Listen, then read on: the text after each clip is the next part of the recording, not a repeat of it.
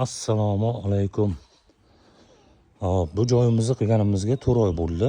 Quruq yer edi, daraxtlari bor edi, chekkalarda bugullar ham bor edi, lekin o'rtada hech narsa yo'q edi. Hammasini qirg'oqlardan, u yoq bu yoqlardan ko'chirib o'tkazganmiz. Bitta yangi olib kelib o'tkazganimiz bu bo'lgan, gartenziya bo'lgan, lavanda bo'lgan. Bugullarni ham o'zimiz yetishtirganlarimiz olib kelib o'tkazganmiz. Gartenziyani ham xuddi shunaqa, lavanda ham shunaqa. Kovrik, 100 minglik kovrik olganmiz. Yashig'ida bo'ladi bu. Adashmasam bitta yashig'ida 0.33 kvadrat bo'lardi. O'shandan bir 2 dona yo 3 dona olganmiz. 100 minglik olganmiz, rost olgan bo'lsa. Bo'ldi. Bo'lib ekorganmizda buni. Bu hozirgi holati, o'sgandan keyingi holati. Shu 3,5 oy, 4 oyda shunchalik bo'lib o'sgan. Maqsad nima bo'lgan? Maqsad yovvoyi tabiat qilish bo'lgan. Yovvoyi tabiatga o'xshaydi. Qurganlarini olib tashlaydigan bo'lsak, xudo xohlasa juda ham chiroyli bo'lib qoladi.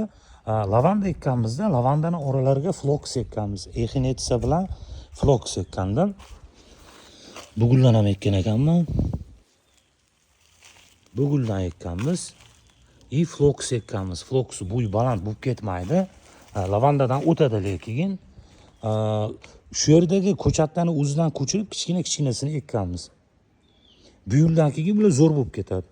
Qurigan lavandani o'rniga ekib qo'yamiz. Lavandani o'zini kesib qisqartirib qo'yamizda, xudo xohlasa bu yildan keyin juda ham chiroyli joy bo'ladi.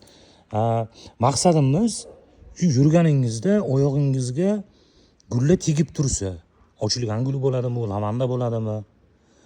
Yurganingizda lavandani hidi chiqadi, ko'pchilik biladi. Gullaganda juda ham zo'r, 1 yilda 2 marta gullaydi. Bargini o'zi ham chiroyli turadi. Shu maqsad shu bo'lgan. Qaysidir ma'noda shu narsaga erishdik desa ham bo'laveradi. Endi nimadir ekadigan bo'lsak, orqa tomonga bo'sh turgan joylarga eksa bo'laveradi. Menimcha shuni o'zi ham juda ajoyib manzara berib turibdi. Menimcha balki ekarmiz ham, vaqt ko'rsatadi uni. Aytmoqchi bo'lganim, arzon yo'l bilan qilsangiz ham bo'ladi. Shart emas uni tagiga gazon sepib, archa, голубой yel, yana magnoliya, yana nimalardir ekib qo'yib, zo'r bo'ldi deyish. Buni hamma ekiladigan daraxtlar, hamma qilinadigan landshaftda o'ziga yarasha uxud talab qiladi, qarash kerak bo'ladi. Qaramasangiz hech narsa o'smaydi. Gazon sepadigan bo'lsangiz ham uni qarashingiz kerak uni. 2 yil, 3 yil hech nima bermasdan o'zini o'stiradigan bo'lsangiz, sarg'ayishni boshlaydi, qurishni boshlaydi. Dori berish kerak bo'ladi, ozuqa berish kerak bo'ladi. Hozir sun'iy gazon qilishyapti, u bo'lmaydi u. Bu yerga kelib, misol uchun hozir bitta suvni ochib qo'ysangiz, yo bitta yomg'irdan keyin, yo shunchaki aylanadigan bo'lsangiz ham maza qilasiz bu yerda. Tashqarining havosi bilan bu yerning havosini haroratida ham farqi bor. Yer bo'lganini hisobiga suv berganingizdan keyin yerdan boshqacha hid chiqadi.